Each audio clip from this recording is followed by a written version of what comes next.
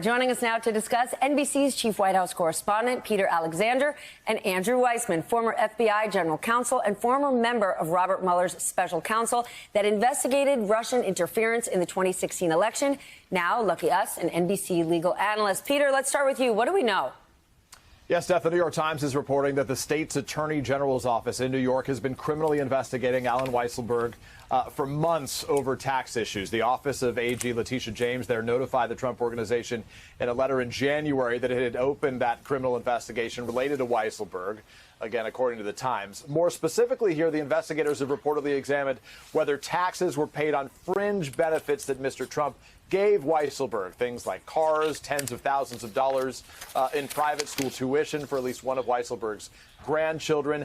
Previously, as you know, the AG's office had been conducting what was only a civil investigation into the Trump organization, which meant that it could sue the company or seek fines, but not criminal charges.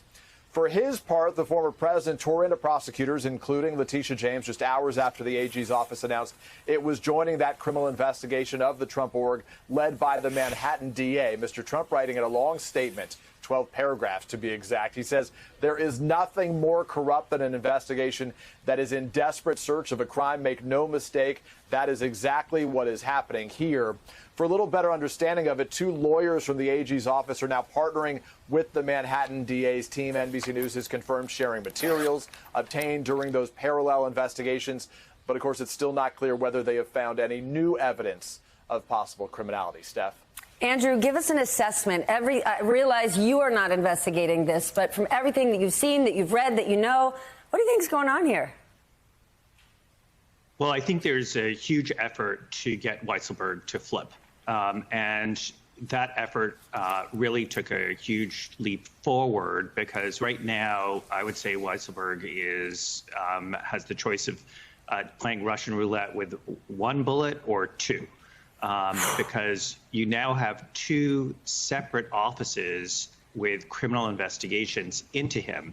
In addition, he has two types of exposure because he has exposure with respect to his conduct with respect to the Trump organization, whether he did anything wrong there, and he has allegations with respect to whether he did anything wrong with respect to his personal taxes.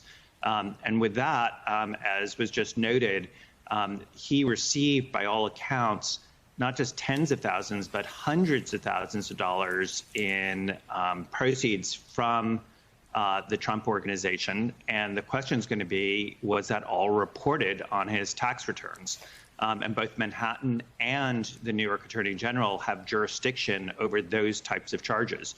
So he is facing a whole lot of pressure to cooperate. But we've been talking about Allen Weisselberg since the day Trump took office.